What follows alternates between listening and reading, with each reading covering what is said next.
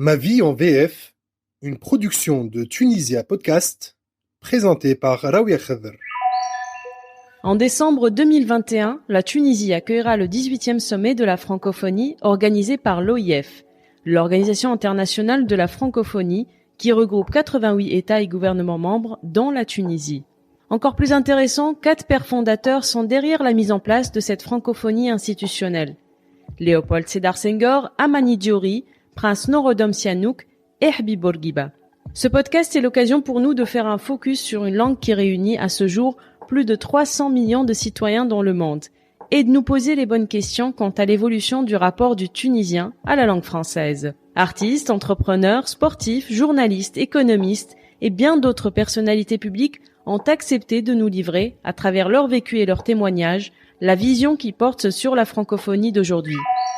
Bonjour et bienvenue sur Ma vie en VF.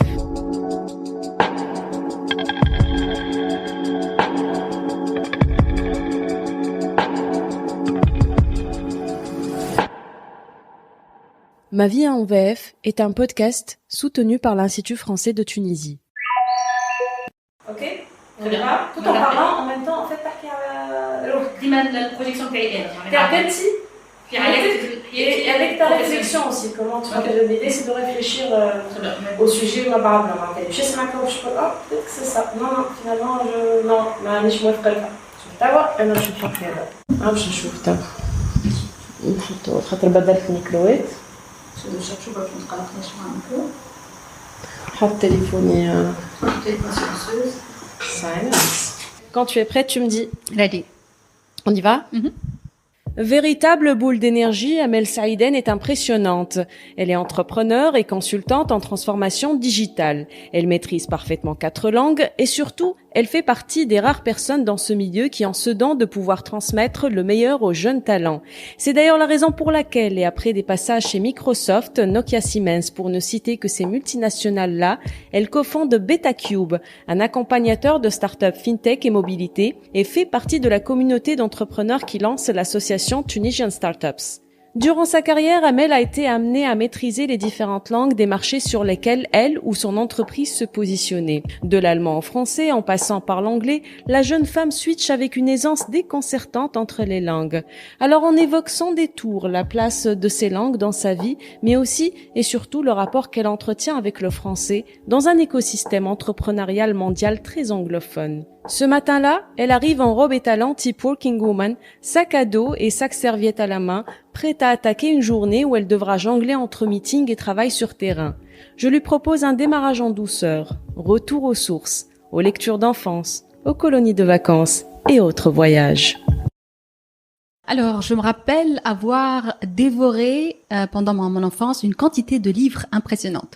Je pouvais dévorer un livre de 800 pages en une semaine sans problème pendant les vacances d'été parce qu'il y avait rien à faire de toutes les manières. Donc, on était là à attendre le démarrage de France 2 à 5h de l'après-midi et pour voir les épisodes de dessins animés qui commençaient de toutes les manières pas avant 5h ou 6h de l'après-midi. Entre-temps, on devait s'occuper à faire quelque chose. Les livres me passionnaient, me faisaient voyager et donc j'en lisais beaucoup. D'ailleurs, dans toutes les langues que je pouvais lire et déchiffrer en fonction de mon âge. À quel âge et par quelle langue? Donc ça a commencé avec la langue arabe parce que avant l'arabe était enseigné jusqu'à l'âge de uniquement l'arabe était enseigné jusqu'à la 3e année primaire. Ouais. Ensuite à partir de la 3e année primaire, il y avait les premières notions de langue française et donc j'ai pu commencer à déchiffrer quelques livres en français à partir de l'âge de 8 ans, 9 ans et j'ai eu aussi la chance d'intégrer des colonies de vacances en France qui m'ont fait découvrir aussi c'était une ouverture c'est extraordinaire parce que c'était une immersion dans un pays, dans une culture et donc ça a suscité mon intérêt pour cette langue et j'ai commencé à lire de plus en plus de livres, de romans en langue française. Alors petite parenthèse sur ces colonies de vacances, ça se passait comment? Vous partiez où? À quel âge? C'était quoi le programme? On partait au fait presque toutes les années avec mes sœurs, systématiquement en France parce que c'était l'amicale de la banque à laquelle travaillait mon père dans le temps qui organisait justement également des voyages en France. Excellent. Et donc à des prix accessibles pour à pouvoir des envoyer employés dans trois le temps pour enfants. justement 3 gosses, ça coûte quand même. Ouais. Et bon, avant on avait la chance que l'école était publique, était gratuite. Ouais. Donc au moins les économies sont investies en été pour les vacances. D'ailleurs, je me rappelle que mes parents nous inscrivaient chaque année dans des cours d'été de langue française ou de langue anglaise en fonction de ce qui était dispo. Donc il y avait beaucoup d'intérêt du côté de notre côté, mais aussi du côté de la famille pour le développement de la capacité linguistique et des langues. Parce que à ce moment-là, c'était uniquement le français. C'était uniquement le français jusqu'à la première année secondaire. Selon l'ancien système. Donc 12 ans. 11 ans, 12 ans, voilà. C'est là où on a commencé à l'anglais parce que j'ai intégré le lycée pilote où l'anglais est enseigné à partir de l'âge de 11 ans, 12 ans. Ouais, et parce que dans l'autre système, donc c'est à partir de la 4e année secondaire, ce qui équivaut à 14-15 ans à peu près. Tout à fait, tout à fait. Et donc il y a un focus particulier au niveau du lycée pilote sur la langue anglaise, et c'est là où j'ai commencé à découvrir cette troisième langue qui me passionnait. Et en plus la qualité de l'enseignement des enseignants était extraordinaire au niveau de toutes les langues d'ailleurs. Le lycée pilote était pour moi une expérience exceptionnelle parce qu'il y avait vraiment un focus sur les capacités linguistiques sur toute matière confondue, hein. Donc il y avait vraiment un intérêt, un focus pour développer l'excellence à tous les niveaux, et les langues me passionnaient particulièrement. Je trouvais toujours que c'était un outil de communication extraordinaire pour alimenter, pour traduire mon imagination en mots. D'ailleurs, on me taxait toujours, même à l'école, de parler beaucoup trop rapidement parce qu'il y a toujours une sorte de oui, je crois que les auditeurs vont s'en apercevoir. C'est resté. Ah oui, c'est resté. Pas de chance. Alors là, ça, j'ai pas réussi à m'en débarrasser parce que il y a tellement d'idées qui ont envie de sortir.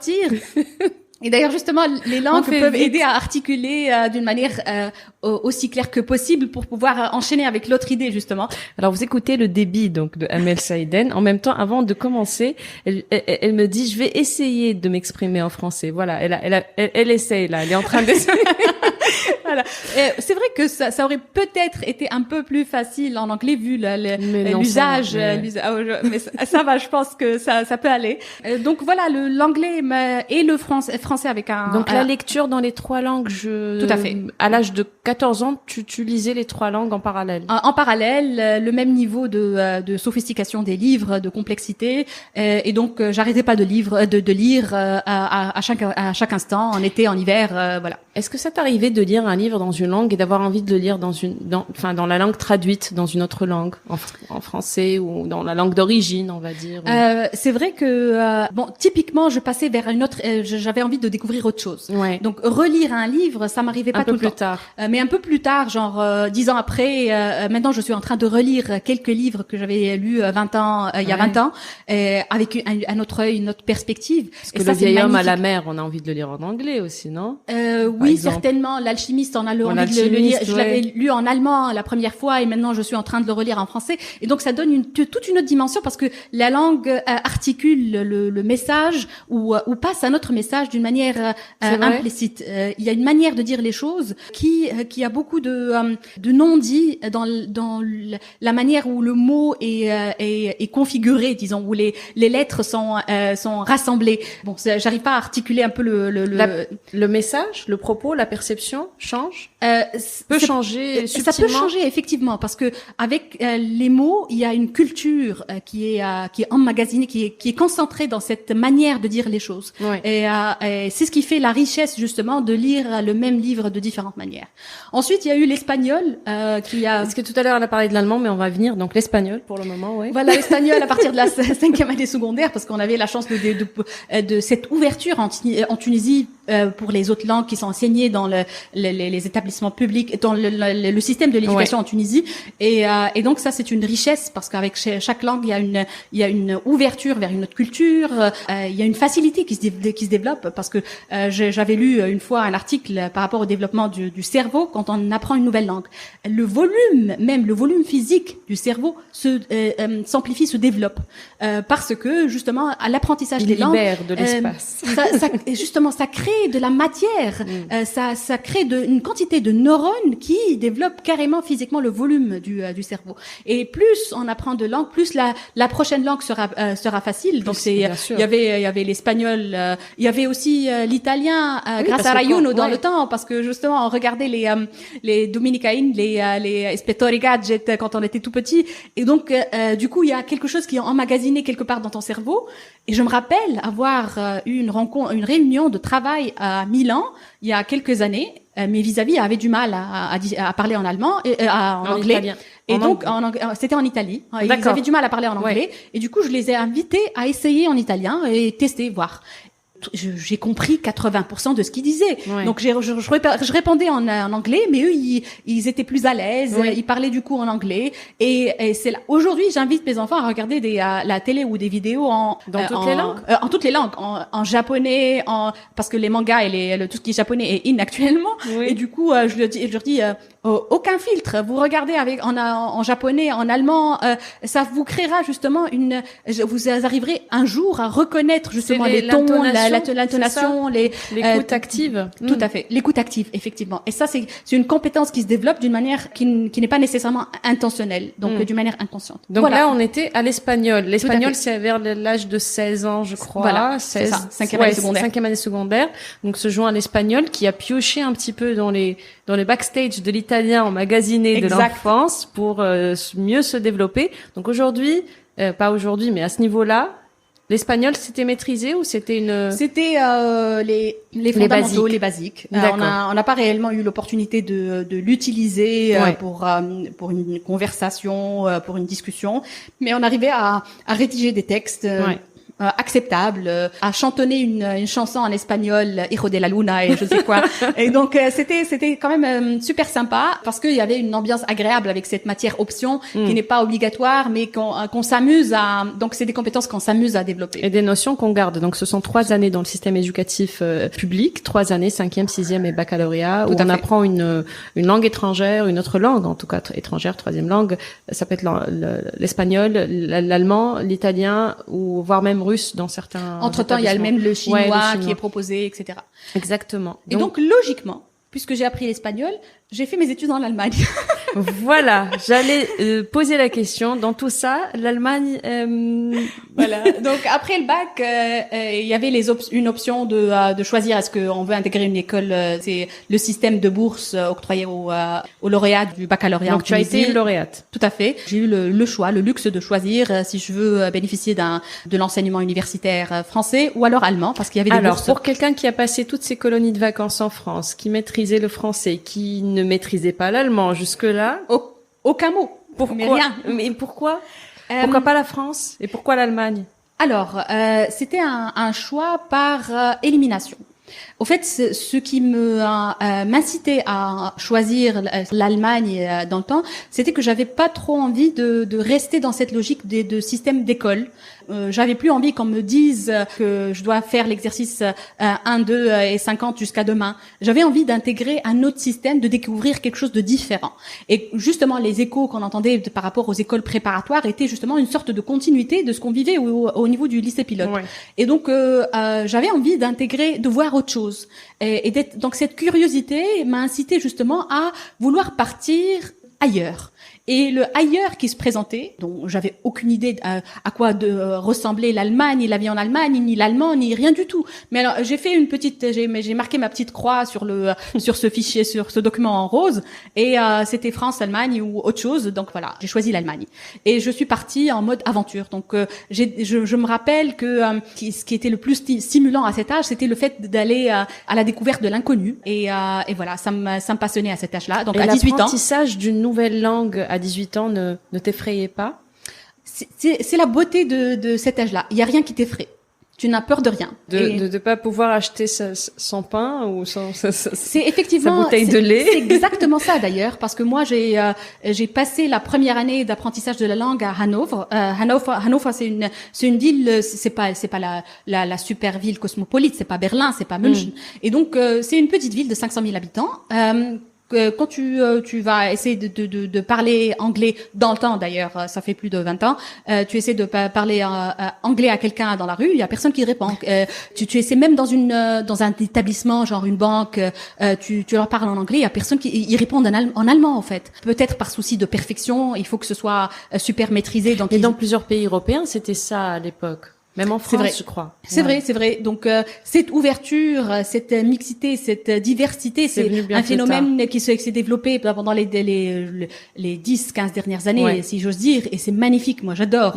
Donc, avoir l'évolution d'une ville comme Berlin, qui était une ville allemande et qui devient aujourd'hui une cosmopolite ouverte avec des startups, avec des gens de partout. C'est tout simplement magnifique. Et donc, moi, j'ai vécu pendant cette période où il y avait où apprendre l'allemand était une question de survie. Parce que justement, il fallait acheter quelque chose à manger et il fallait se débrouiller pour ouvrir un compte en banque.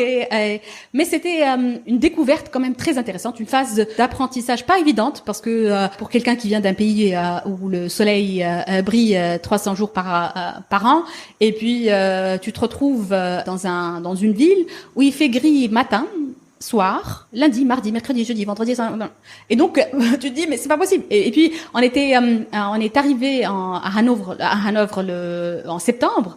Et la première fois qu'on est retourné en Tunisie, c'était avril. Et donc c'était suffisant pour déprimer les plus résilients. Hein. Donc je me rappelle que c'était dans notre foyer d'étudiants. Je visitais ma copine Amina dans le temps et je lui dis allez, on va pleurer un peu. Activité du jour. On va pleurer un peu. Il y a personne, ni vu ni connu. On essaie de décompresser un peu. Et puis je me rappelle avoir pris 10 kilos. Ouais. C'est hallucinant l'effet que ça fait, l'importance de ce soleil qu'on a en Tunisie, de la beauté de ce ciel bleu qu'on prend qu'on trouve évident parce que ça fait partie de notre vie de tous les jours. Oui, parce qu'on est habitué effectivement, mais il suffit d'y réfléchir pour s'en rendre compte. Alors, je me pose la question, mais c'est vraiment une petite parenthèse. L'allemand aujourd'hui, tu le maîtrises toujours aussi parfaitement qu'avant? Oui. En gros, une langue, ça s'oublie ou pas? Oui, ou tout à fait, ça s'oublie complètement. D'ailleurs, au bout de 10 ans d'expérience professionnelle, au fait, j'ai intégré au début Siemens, qui est une entreprise allemande en Tunisie, donc j'ai continué à utiliser l'allemand dans la vie professionnelle de tous les jours. De moins en moins quand j'ai commencé à m'occuper de clients tunisiens, et c'est là où le français a réintégré justement mes habitudes professionnelles. Ensuite, c'était un passage vers Microsoft, et là j'ai basculé complètement vers l'anglais. Au bout de 10 ans, je me suis trouvée, j'étais même pas capable d'articuler une phrase correcte en allemand. Ça a disparu. Et donc c'est des neurones qui se sont mises en état d'hibernation. Donc c'est une langue, on peut la raviver après? Tout à fait. Et d'ailleurs, c'était justement un effort intentionnel de raviver. Donc il faut avoir le courage de prononcer des phrases qui ne sont pas correctes. Il faut avoir le courage de bégayer un peu quand on commence à parler à des professionnels qui s'attendent quand même à un message clair, fluide. Mais là, tu trouves pas les mots. À partir d'un certain âge, c'est pas aussi évident qu'à 18 ans. Oui. Mais il faut justement franchir ce pas-là et ça revient. Et c'est magnifique quand ça reprend parce que là c'est l'effet de sport qu'on oublie, comme nager ou conduire ou faire du vélo exactement, la bicyclette, faire du vélo, ça s'oublie pas. Mais il faut cette phase de rodage ou de reprise, mais sinon c'est là. Donc ça, c'est un conseil qu'on pourrait donner parce que pour ceux qui ont appris le français à l'école et qui ne l'ont pas utilisé pendant des années, ou au contraire, ou aussi l'anglais, ou une langue comme ce qui a été ton cas, donc qu'on est parti apprendre et utiliser dans un autre pays. Et qu'on a plus pratiqué pendant des années. Donc mais l'idée c'est comment tu fais aujourd'hui? Tu bascules, tu par phase les langues, tu les utilises. Comment tu fais pour les réveiller à chaque fois? L'anglais, j'ai compris. Aujourd'hui, c'est ton outil de travail quotidien, mais pour les autres langues? Je travaille beaucoup avec des partenaires allemands et donc du coup l'allemand a réintégré ma vie professionnelle. Donc c'est une langue que je pratique quasiment tous les jours en fonction de l'interlocuteur. Et le français? Le français à part quand je t'invite. Voilà, un peu moins, je dois dire. Donc c'est dans le cadre de quelques relations professionnelles, surtout en Tunisie, mais un peu de plus en plus en France. Donc il y a un réseau que je commence à développer en France parce que j'ai très peu de partenaires et de réseaux développés en France. J'ai plutôt des partenaires dans des pays anglophones ou alors en Allemagne. Donc mon réseau est plutôt développé de ce côté-là du monde. À travers des partenariats et des projets que j'ai lancés, ça fait quelques années, j'ai commencé à découvrir justement, à lancer des partenariats en France et c'est sympa, c'est rafraîchissant d'avoir justement cette diversité de partenariats et un paysage aussi diversifié au fait. Ce passage, ce switch d'un environnement, d'une culture à une autre, d'une manière de dire, de faire, switcher d'une langue à une autre tous les jours, c'est super sympa. Alors justement, si on pose le doigt sur le sujet, l'écosystème entrepreneurial est de plus en plus anglophone dans le monde. Et toi, tu as la chance de pouvoir te connecter à tous ces écosystèmes, que ce soit en Tunisie, dans des pays anglophones ou comme l'Allemagne. Là, tu viens de reprendre, de te reconnecter à l'écosystème français. J'imagine aussi américain quelque part. Pourquoi cet écosystème est de plus en plus anglophone, alors que chaque culture avait sa spécificité, sa langue d'exécution? Je pense que c'est presque évident dans le sens que ce qui a inspiré la start-up et cet esprit d'entreprendre en mode lean avec des concepts nouveaux qu'on appelle aujourd'hui start-up, c'était la Silicon Valley. Et c'était un mouvement qui est né aux États-Unis et qui s'est développé partout dans le monde. Et donc l'Europe a intégré ce mouvement un peu plus tard, ce qui a fait que les ressources disponibles au niveau en termes de contenu, de champ lexical, etc. Bien que entrepreneur, ça reste quand même un mot français, mais tout le champ lexical qui est relatif à la start-up s'est développé justement aux États-Unis et il est resté et d'ailleurs c'était justement très tendance, ça faisait écosystème de dire les choses en anglais, et ça. Tu appartiens à un mouvement mondial. Quand tu dis les choses, quand tu prononces, on va faire le kick-off, on va brainstormer, on va tout ça. Donc c'est des mots anglophones qui ont été et qui ont été récupérés tels quels. Donc tous les écosystèmes que je connais ne traduisent pas ces mots-là. Ils les gardent tels quels parce que ça fait partie de de toute une identité. L'identité start-up, l'identité écosystème entrepreneurial qui dépasse les frontières géographiques et classiques telles qu'on les connaît. Donc c'est une identité qui a regroupé des jeunes et des moins jeunes qui se projettent dans une nouvelle réalité, une économie innovante, une économie numérique disruptive. Oui, tout à fait. Justement. Et donc la Tunisie, pareil, l'écosystème tunisien, il a pris énormément de retard. Donc on a démarré très tard par rapport aux autres écosystèmes. Et donc c'était naturel d'intégrer justement ce fameux champ lexical ou ces notions qui sont devenues des notions globales. Donc il y a pas d'identité start-up française ou de plus en plus il y a une différenciation, il y a un ADN qui se développe. Alors c'est quoi justement, c'était ma deuxième question. La culture, où intervient la culture d'un pays dans cet écosystème qui s'est plus ou moins globalisé au fil du temps? Tout à fait. Bon, c'est une question difficile, Rabia. Donc, on passe à une autre, on peut se réfléchir. Non, mais je trouve ça passionnant comme question, justement, d'essayer de faire le lien. Qu'est-ce qui fait qu'un écosystème tunisien soit différent d'un écosystème C'est ce qu'on nous dit, c'est-à-dire que pour réussir dans un pays, si on veut investir, entreprendre en Tunisie, il faut apprendre les codes aussi culturels au même moment qu'on apprend les codes de l'écosystème entrepreneurial international. Tout à fait. D'ailleurs, justement, quand on réfléchit start-up, on réfléchit quels sont les problèmes qu'on essaie de résoudre. Donc, un entrepreneur, un start-upper part toujours du problème. Et c'est tout à fait normal de voir que les problèmes qu'on essaie de résoudre en Tunisie sont différents des problèmes qu'on essaie de résoudre ailleurs. Ce qui fait que la solution va être différente, mais il y a aussi les barrières qu'on essaie de contourner en essayant de résoudre ce problème-là.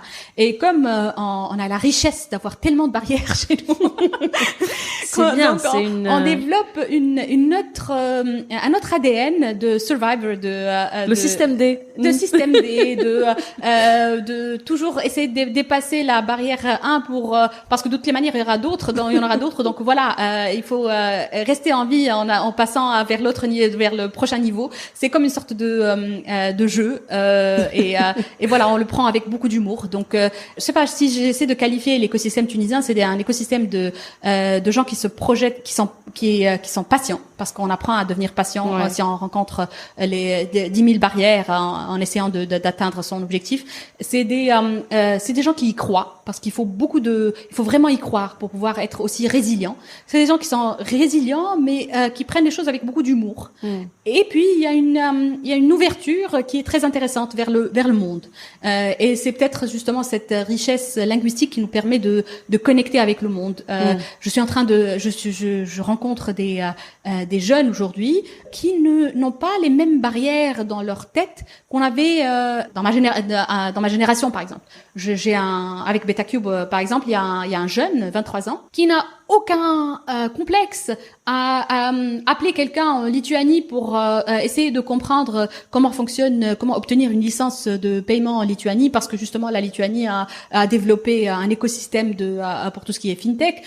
Aucun donc challenge. De prendre le meilleur de chaque écosystème. Et puis ils sentent c'est les digital natives peut-être, mais ils sentent que le monde est à portée de main. Le monde est accessible. C'est peut-être la génération qui est née avec Internet. Tout le monde entier is one click away, justement. Et donc on voit cette connexion qui est de plus en plus évidente, de plus en plus facile chez les jeunes. Et donc ça vient aussi avec une maîtrise d'une nouvelle langue de plus en plus, justement, qui est l'anglais, parce que je pense qu'avoir lu une fois une statistique, c'est que 5% des ressources disponibles sur Internet sont en français uniquement. Plus de 90%, c'est des ressources en anglais. Donc, il suffit de taper, de faire une petite recherche. Les ressources qui vont être proposées par un Google ou par un autre moteur de recherche seront par défaut en anglais.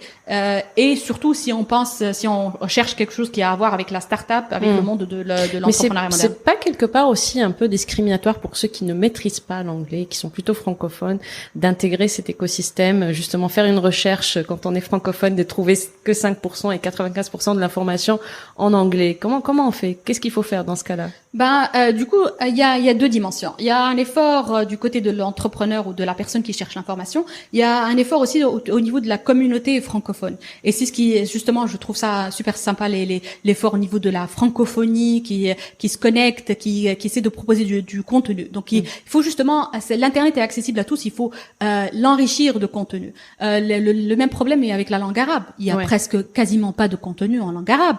Et donc, la langue est en train de disparaître parce qu'il n'y a pas suffisamment de contenu adéquat en fonction de ce que tu cherches, il n'y a pas suffisamment de contenu intéressant. On en parlait justement off tout à l'heure pour les enfants, mais mes enfants n'arrivent pas à trouver du contenu intéressant en langue arabe, et du coup ils passent leur temps sur les YouTube, les podcasts en langue anglaise, et du coup ils sont imprégnés dès le jeune âge, et ils ont une préférence naturelle vers une langue où ils se sentent à l'aise, ou qu'ils ont entendu beaucoup plus souvent. Et donc voilà, il y a une responsabilité de la communauté francophone, mais du coup par rapport celui ou celle qui cherche l'information, il va devoir y avoir une capacité, le développement d'une capacité d'adaptation, d'une nouvelle langue. C'est une réalité. C'est vrai que ça discrimine un peu.